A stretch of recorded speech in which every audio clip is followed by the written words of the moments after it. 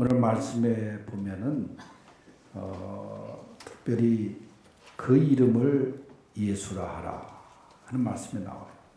21절에 아들을 낳으리니 이름을 예수라 하라. 누구나 다 이름이 있습니다. 이름은 대체적으로 태어난 후에 그 부모나 그 다음에 조부가 이름을 지어줍니다. 그래서 이름을 뭐라고 지을까요? 묻는 그런 부부가 있고, 또 본인 스스로들 이름을 짓는 경우도 있죠. 또 어떤 사람은 돈을 주고 장명소에 가서 이름을 짓는 사람도 있습니다. 그런데 대체적으로 우리나라는 시족관념이 강해서 자기 성씨 그 문중에서 내려오는 합렬을 따라서 이름을 대부분 짓습니다. 요즘은 한글 이름으로 예쁜 이름을 많이 짓습니다만은 일단 이름은 부르기 좋고 또 쓰기 편하고, 한문으로 자기 이름이 있는 사람들 중에는 그 한문을 못 쓰는 사람도 많아요. 보니까 한문이 어려워서 획도 많고 그러니까 한문으로 자기 이름을 못 쓰는 사람도 있더라고요. 어쨌든 그 이름은 평생 그가 세상을 떠날 때까지 함께 하는 것이 그 이름입니다. 특별히 훌륭한 사람들은 죽어서도 그 이름이 계속 불려지잖아요. 이순신 장군, 안중근 의사 이렇게 하면 이름이 쭉 계속해서 후대까지, 또 심지어는 교과서에 실리기까지도 하고. 그런데 그 이름에는 다 뜻이 있어요. 부모들의 기대, 할아버지의 기대, 그 이름에 담아서 평생을 그 이름처럼 살았으면 하고 이름을 짓지 않아요. 제가 알고 있는 장로님은 그 세상을 떠났습니다마는 저 가나안 농군학교 김용기 장로님 그 손녀들, 제가 정신학교 있을 때 손녀들이 학교를 다녔는데 손녀 이름이 김찬송이에요. 찬송이. 그래서 이름을 그러다 보니까 김찬송 하니까 벌써 이게 믿음으로 지은 이름인지 알겠어요. 제가 네 동생 이름은 뭐냐 했더니 권능이래. 권능. 김권능. 그러니까 거기는 다 믿음으로 다 나가는 거예요. 권능이, 찬송이, 또 형제 하나는 영광이. 그러니까 이름을 다 그렇게 지었더라고요. 그래서 저절로 이름 부르는 게 하나님을 찬양하는 거야. 야, 영광아, 찬송아, 권능아, 그러면서 이름을 그렇게 지었더라고요. 다 이제 성장을 했습니다만은 유대인들도 그 이름을 아주 소중히 여겼습니다. 왜냐하면 그 이름은 그 사람의 업적 생애 그 이름처럼 살게 했던 것을 성경에 볼 수 있는데, 예를 들어서 모세라는 이름이 뭡니까? 나일강에 떠내려가는 아기를 건져내었기 때문에 건져내었다, 건짐을 받았다, 그런 뜻이거든요. 그 이름처럼 모세는 이스라엘 백성들을 애굽에서 건져내서 가나안 땅으로 인도하는 귀한 사명을 감당했습니다. 창세기 17장에 원래 아브라함의 이름이 아브람입니다. 근데 하나님이 아브라함이라고 이름을 불러주셨어요. 그게 뭐냐면 너로 열국의 아비가 되게 하리라. 그래서 아브라함이 믿음의 조상으로 신앙적으로 만민의 아버지가 된 것입니다. 창세기 32장 28절에는 야곱이라는 사람에게 향해서 이 하나님이 내 이름을 다시는 야곱이라 부르지 않을 것이요 이스라엘이라 부를 것이니라. 이 이스라엘의 뜻이 뭐예요? 하나님과 겨루어 이겼다. 야복 강가에서 씨름을 통해서. 여러분, 하나님과 겨루어 이길 사람이 어디 있겠어요, 사실. 그러나 하나님이 져주신 거죠. 야곱이 간절히 기도하니까 하나님께서 져주신 거예요. 여러분, 아들이 아버지하고 씨름하자고 달려들 때, 그래 이놈 봐라고 아버지가 그냥 번쩍 들어서 패대기 치는 아버지가 어디 있어요? 그러면 아버지가 아들과 씨름할 때 아들이 막 그냥 이기려고 막 그러면 아버지가 스스로 져주는 거 아닙니까? 그런 거예요. 하나님이 이 야곱의 기도를 통해서 져주신 거예요. 어떻게 이길 수 있겠어요? 그는 이스라엘의 족장이고 그 이름이 민족의 국호가 되지 않았습니까? 지금 이스라엘 나라가 바로 그 이름이 여기서 나오지 않았어요. 본문 읽은 21절에 아들을 낳으리니 이름을 예수라 하라 그랬어요. 예수라 하라. 하나님의 아들이 인류의 구원을 위해서 인간의 몸을 입으시고 오신 하나님의 이름이 예수라는 거예요. 그래서 우리가 보통 이 예수라는 이름을 많이 부르죠. 예수님. 그런데 이 예수님의 이름, 오늘 이 본문에서 첫 번째 소개할 이름 예수. 원래 이 예수라는 이름은 구약의 여호수아라는 이름과 같은 뜻입니다. 여호와는 구원이시다. 근데 이 예수라는 이름이 어떻게 지어졌냐면 하나님이 아예 지어서 천사를 통해서 마리아 요셉에게 알려준 거예요. 누가복음 1장 31절 이하에 보면은 천사 가브리엘이 나사렛 동네 처녀 마리아에게 나타나서 보라 내가 잉태하여 아들을 낳으리니 그 이름을 예수라 하라 그랬어요. 마리아는 요셉과 약혼한 처녀입니다. 성령으로 잉태된 이 마리아, 요즘 이것을 과학적으로 믿겠어요. 성령으로 잉태된 것, 이게 믿음으로 믿어지는 것, 그게 귀한 선물입니다. 세상 떠난 구봉서 장로 얘기를 했습니다만, 구봉서 장로님이 그 믿음 생활을 처음 시작할 때 또 역시 하늘나라 간 하용조 목사님이 전도사 시절이에요. 제가 기숙사 같은 방에 있을 때 이분이 얼마나 바쁜지 그냥 기숙사에 거의 잠도 못 자더라고. 왜냐면 성경 공부 가르치러 가는데 이 전도사님 때 누구를 가르쳤냐면 연예인들을 모아놓고 성경 공부를 가르쳤어요. 하용조 전도사님이. 그런데 그 하용조 전도사님, 그분에게 이제 연예인들을 소개한 분이 이제 김경태 장로라고 마포교회 장로님인데 우리 교회도 초창기에 오셨었어요. 간증하러. TBC 옛날에부터 이제 코미디 그 연출자이신데, 그래가지고 이제 코미디언들, 뭐 가수들, 탤런트를 모아놓고 성경 공부를 하는데, 이 동정녀 탄생에 대해서, 성령으로 잉태된 거에 대해서 그 같이 모여있는 연예인들이 그 중에 몇 사람이 도저히 믿을 수 없습니다. 전도사님. 어떻게 성령으로 잉태가 가능합니까?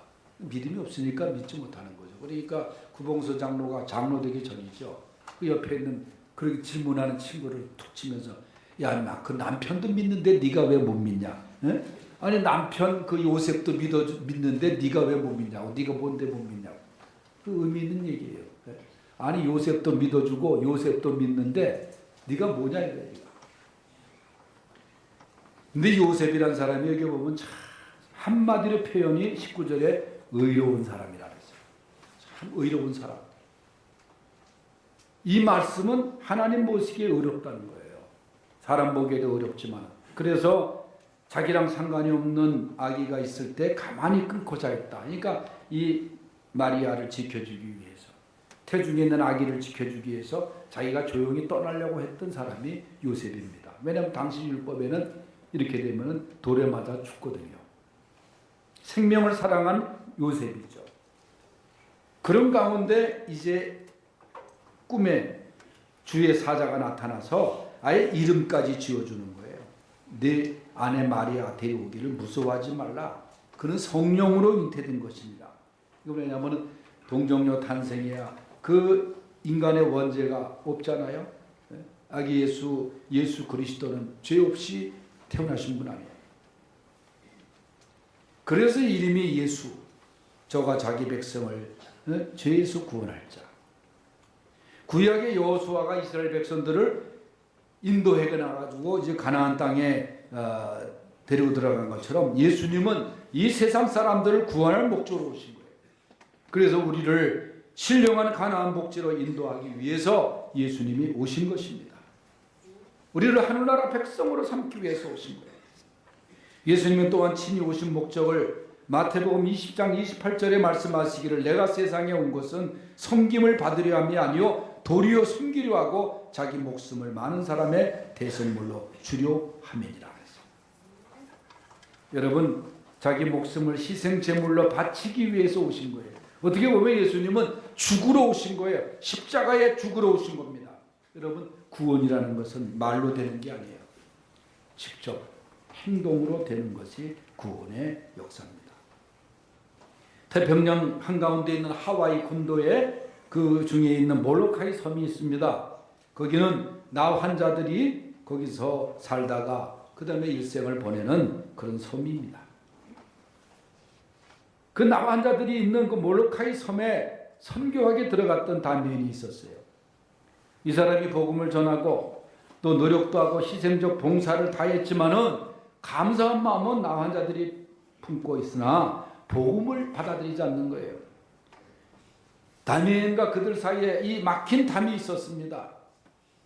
다니엘이 찬송을 부르면 같이 하고 기도하면 같이 기도하고 하지만은 이 직접적으로 와닿는 복음의 그 어떤 이 접붙임, 그리스도를 받아들이는 그런 게 힘든 거예요.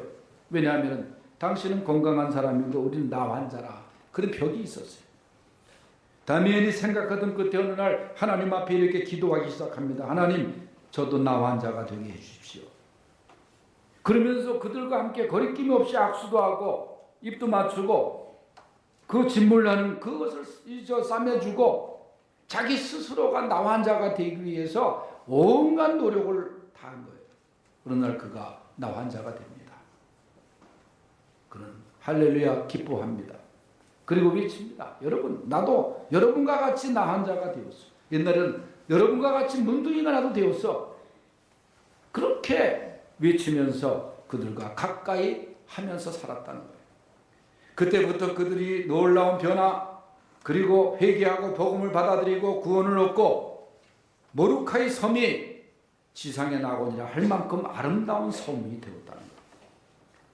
이와 같이 하나님께서 인간을 구원하시는데 하늘에 계시는 그 하나님의 자리에서 사랑을 가지고 인간을 구원하시질 않고 인간의 몸을 입으시고 친히 예수 그리스도가 낮은 인간의 자리에 오셔서 죄인의 몸을 입으시고 죄인들이 당할 고난을 스스로 지시고 죽기까지 하나님께 복종하심으로써 구원을 이루신 것이 성탄의 정신입니다. 기독교는 이렇게 구원의 행함이 있습니다. 유교적인 도덕과 교훈으로 구원을 받는 게 아니에요. 불교적인 자비로 또 고행을 통해서 구원을 받는 것이 아닙니다. 유명한 신부신한 사람은 내 전생애를 통한 가장 큰 발견은 내가 죄인이라는 것과 예수가 나의 구주 되신 것을 발견한 것이 최대의 발견이라 그랬습니다.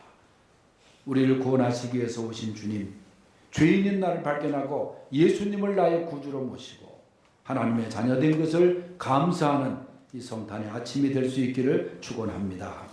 두 번째는 그리스도라고 하는 이름이에요. 1장 16절에 한번 보겠습니다.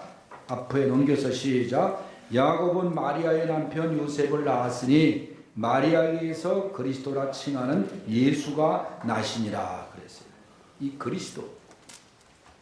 그리스도라고 하는 이름은 헬라어 이름입니다. 요한복음 1장 41절에 보면 우리가 메시아를 만났다 그런 말씀이 나오잖아요. 메시아라는 말 많이 하잖아요. 메시아를 번역하면 그리스도예요. 그리스도를 히브리어로 얘기하면 메시아입니다. 다니엘서 9장 25절에 메시아가 뭐냐? 기름 부음을 받은 자 그렇게 얘기를 했어요. 그러니까 메시아는 기름 부음을 받은 자라는 뜻인데 예수라는 이름은 개인의 이름이고 그리스도 또는 메시아는 그의 직명이라고 할 수 있어요. 예수님은 그리스도의 직무를 가지고 이 세상에 오셨습니다. 기름 부음을 받은 자, 선지자, 제사장, 왕이 기름 부음을 받았어요. 예수님은 선지자로서, 제사장으로서, 왕으로서의 직무를 수행하시려고 이 땅에 오신 분입니다.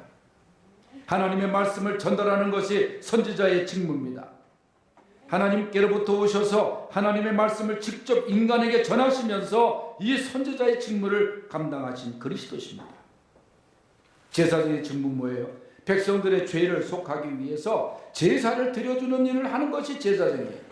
예수님은 제사장으로 직접 제물이 되셔서 어린 양으로서 우리 백성들의 죄를 대신하는 속죄양으로 십자가에 죽으시면서 제사장의 직무를 감당하셨습니다. 왕은 다스리는 직무입니다. 예수님은 이 세상의 평화의 왕으로 오셨어요. 사랑과 공의로서 이 세상을 통치하시면서 이 세상을 다스리시는 왕이십니다. 여러분을 다스리는 왕이십니다. 그래서 그 이름 그리스도. 마지막 세 번째는 임마누엘의 이름입니다. 본문 23절 말씀을 다 같이 읽어보겠어요. 시작. 보라, 처녀가 잉태하여 아들을 낳을 것이요 그의 이름을 임마누엘이라 하리라 하셨으니 이를 번역한즉 하나님이 우리와 함께 계시다 합니다. 아멘. 원래 임마누엘 이름은 마태복음 1장에 등장하기 전에 700년 전, 예수님이 오시기 700년 전 이사야 시대 때 이사야가 이사야서 7장 14절에 예언한 겁니다. 임마누엘은 뭐예요? 하나님이 우리와 함께 계신다. 하나님이 우리들과 여러분과 나와 함께 하신다는 거예요. 여러분, 하나님이 함께 하시는 사람들의 승리가 성경에 많이 기록되어 있습니다.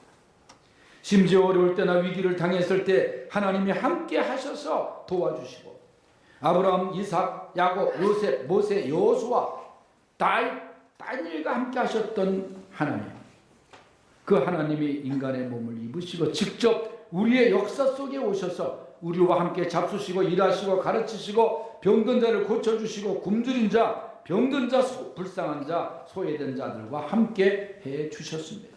특별히 우리 주님은 외롭고 고달픈 가난한 이웃들과 함께 하시면서 위로하셨습니다. 그리고 그 예수님이 마지막 십자가를 지시고 승천하시면서 죽으시고 부활하셔서 승천하시면서 하신 말씀이 뭐냐? 내가 세상 끝날까지 너희와 항상 함께 있으리라. 이게 임마누엘이에요. 우리가 하늘나라 갈 때까지 하나님이 함께 하십니다. 보혜사 성령을 통해서 지금도 우리와 함께 하십니다. 함께 하시는 임마누엘의 하나님은 이 교회에만 계시는 것이 아니라 우리의 가정, 직장, 일터에 외롭게 홀로 지금 보초를 쓰고 있는 전후방의 국군 장병들, 감옥에 있는 갇힌 자들, 해외 근로자들, 노숙자들까지 우리의 소외된 이웃들과 하나님이 임마누엘로 함께 하십니다. 오늘 임마누엘 하시기 위해서 오신 주님을 우리가 함께 환영하면서 맞이하고 기쁨으로 축하하며 반가이 나갈 수 있는 귀한 성도들 되시기를 바랍니다. 이 땅에 탄생하신 나사렛 예수, 우리의 구주로 맞이합시다. 그리스도여 메시아로 오신 우리 주님을 참으로 우리의 선지자, 제사장, 왕으로 모십시다. 임마누엘로 오신 하나님 항상 우리 곁에 모시고 믿음과 소망과 사랑 가운데 살아갈 수 있는 성탄의 자녀들이 될 수 있기를 주의 이름으로 축원합니다.